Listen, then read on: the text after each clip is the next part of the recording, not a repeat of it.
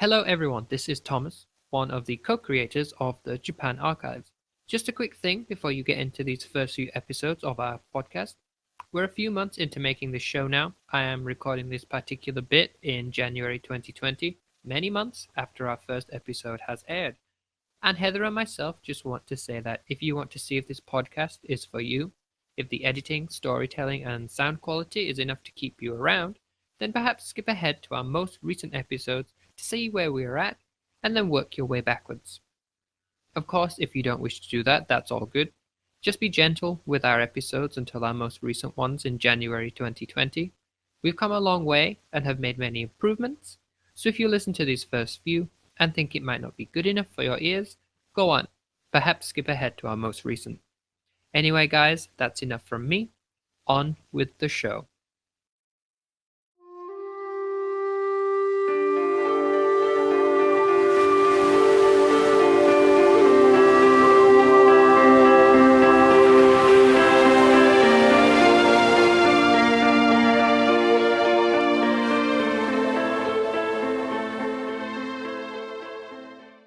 Welcome to the Japan Archives. We are a podcast taking bite-sized... The chime is now playing. Yes! Keep the chime! Keep the chime! Okay, so if you are listening right now to the podcast, you might hear in the background a chime playing outside.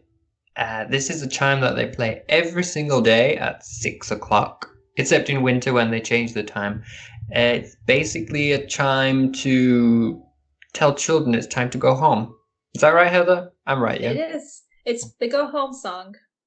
It's the go home song. Is that what you call it or what they call it? That's what my husband said it was. So. Okay.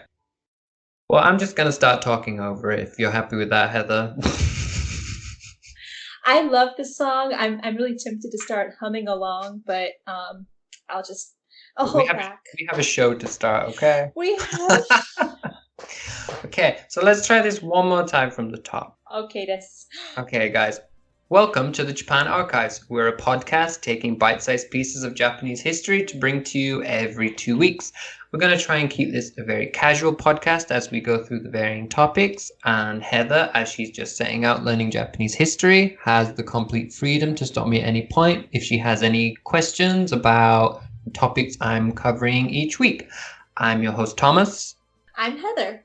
I'll be reading the poem at the end of the podcast. Please be patient. I'm still learning Japanese pronunciation. We're also going to translate the poem into English, and I'm going to try to share some background about the poet too.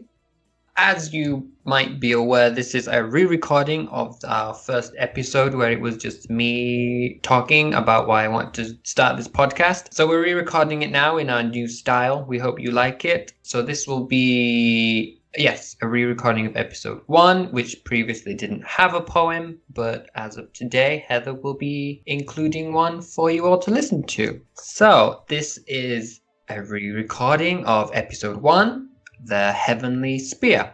Now, Heather, if I mention the Heavenly Spear to you as part of the Shinto religion, do you know what it is? Have you ever heard of it? I have not. Even though I did listen to your first podcast, but I'm still a little bit, I'm not really sure what the heavenly spear is. Is it an actual spear? Flaming. It feels like it'd be a flaming, bright, shining spear to me. I don't know why. In the books, at least, it doesn't really describe the spear, whether it's flaming or not. It just talks about it as a spear of heaven. So if you want to imagine it as a spear that's shooting out flames everywhere, you can totally do that, and I won't judge you at all. No, it sounds pretty cool, so I hope you wouldn't judge me. Okay. The heavenly flaming spear. The heavenly flaming spear of Shinto. So, where do we start with this? So you have to imagine this is set in the time when, the mythological time when Japan doesn't exist yet. Imagine you are up in the sky, hanging out in the clouds, and below you there's no land, it's just a sea of ocean. A sea of ocean. Yeah, let's go with that. There's a sea of ocean down below you. And yes, like I said, there's no land to live on. This is what the spirits that existed at the time were faced with, and all they could see was the waters below, and they wished to do something about it. So the spirits come together and they address two of their descendants who we talked about in episode 3. So the brother and sister, Izanami and Izanagi. We've talked about the meaning of the names already, but just to say again, their names could translate to something similar to he and she who beckons or brings forth. Now, it was those two gods, those two spirits that were tasked to create the lands of Japan below. I have a question. So Okay. they were tasked to create the lands. Who tasked them to create the lands? According to the literature, at least, they were the 7th generation of spirits to come into existence. Before them, there were 6 other generations. 4 of those generations gave birth to 2 spirits at once, always a brother and sister. 2 of them gave birth to singular deities. But prior to that, there was 3 original spirits that came into existence, which in a way were the spirits of heaven, earth, and the manifestation of energy. So I'm going to try and pronounce their names. Please bear with me. We have Ame no Mina Kanushi, Kami Musuhi, and Takami Musuhi. So they were the first 3 that came into existence. After them, the 6 generations of spirits, and then after that, the 7th and final was Izanami and Izanagi. It doesn't say in the books which of those gods tasked them with the creation of the lands below, so I guess it's left to interpretation in a way. Like, it could have been all of them, it could have been the initial 3 gods. It doesn't actually say, I'm afraid. A few of these gods, or all of these gods, have tasked Izanami and Izanagi with creating the lands below, and they give to them the jeweled spear of heaven, which in Japanese is called Ame no nu Hoko. So the 2 of them come together on the celestial bridge of heaven. Upon it, they look down at the foaming waters below of the ocean, and together they take the spear and decide to thrust it down into the waters below. When it's in there, they churn it around for a bit to see if they can find anything, and bringing it back out of the water, they hope that they reveal something or if they found something. They bring up the spear, and no land comes with it, but the brine which is now on the spear drips down, and as it drips down and hits the water, it turns into land and forms the first island, which became known as Onogoroshima. So the spear was a jeweled spear. A new question that we didn't think of. Yes, because I'm like, now this just changes my whole idea, because now it's not a flaming spear, it's a jeweled spear. Yes, actually, you do. Yeah, that's a good point. I said there was no description, but actually, at least when the Japanese is translated, it translates to jeweled spirit of heaven. But like I said, it doesn't really describe in detail what it looks like. So where the jewels are and what kind of jewels are actually on the blade, we don't know. Ooh. Yes. Okay, that's I now I'm conflicted, because jeweled and flaming spear, I may want to visualize it as a jeweled flaming spear. I mean, I don't think there's anything wrong with having a jeweled spear that's also on fire. It's still pretty cool, I think. That's really cool. I mean, no disrespect to any religions at all, but that sounds phenomenal. Yeah, it does. I have another question. Okay. What was the island's name one more time? So the first island was called Onogoroshima, and obviously the Shima part in Japanese would translate to island. So it's actually just Onogoro Island. Where is Onogoroshima? According to tradition, Onogoroshima is an island which they haven't linked to any islands existing today in Japan. So it is either a completely mythical island, or the island it was based upon has been lost to time and we can no longer safely attribute a specific Japanese island to it. Well, if there's a first island, where's the second island?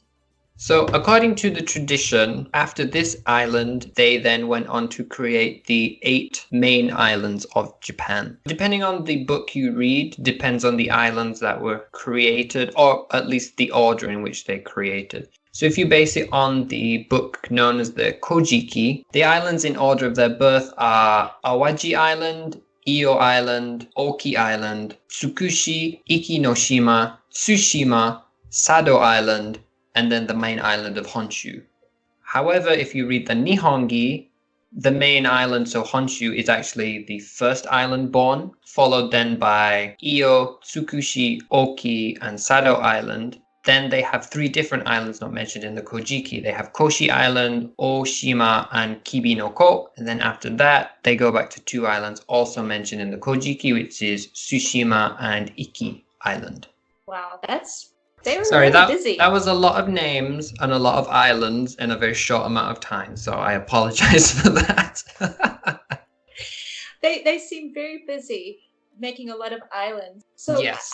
After they made the islands, what did they do? So they've made the first island. They've made the 8 main islands. And then after that, they make 6 more islands, Heather. They just keep making and making more islands, which again, depending on the book you read, depends on the order they were made in.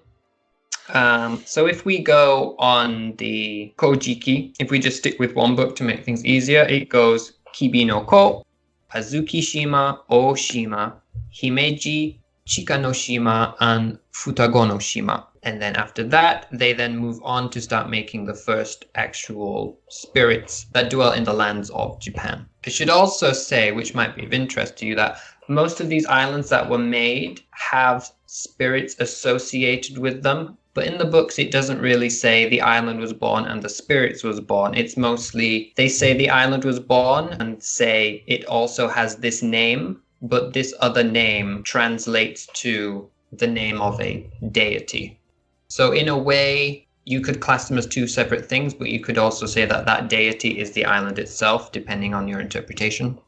So they made islands, and the islands could possibly be a deity, or the island could have a deity on it, depending on where you read and what interpretation. So they could be making islands and making deities, or do they birth the islands and birth the deities, or make the islands and birth the deities? Or does it really just depend on your translation? I would say it depends on the translation. For instance, like in the Nihongi, it doesn't really mention this, but in the Kojiki, it says, for instance, let's say Awajishima Island was born, which also has the name of, and then it will give the name of a god. It doesn't differentiate between them, so it's entirely up to your interpretation. So, for example, the island of Kibinoko is said to also be the spirit Takehikatawake. So whether you wish to associate that as the island itself or as a spirit being that lives there and looks after it, it's entirely up to you. They never explain it in depth. Well, they don't explain it at all in the text. I see.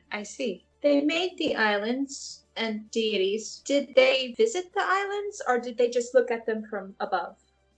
Izanami and Izanagi. They make Onogoroshima and from there make the next island. There's no mentioning until much later, like where they are dwelling at the time, so it doesn't say if they look down from heaven or not. The first mentioning of a location for them is actually, like we mentioned in episode 3, when his wife dies and they go to the Ifuya Pass so he can go into the underworld. The Ifuya Pass is known to be on the island of Honshu, so at some point they did move to the island of Honshu, but when they did it in the overall story of this mythological creation is not actually stated.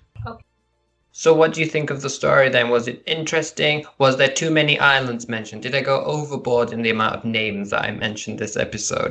I am still trying to process that. It's really fascinating. I mean, I know Japan has quite a few islands. There's main islands, but there's several smaller islands. So honestly, no, I mean, it's definitely a lot of information there, but it's very interesting. Now, the story itself, at first I was actually pretty interested because you mentioned that the spirits were looking down on the waters below, and that immediately reminded me of the biblical creation story where the Spirit of God looked on the face of the waters. It seems like there's definitely some parallels to at least the biblical creation story.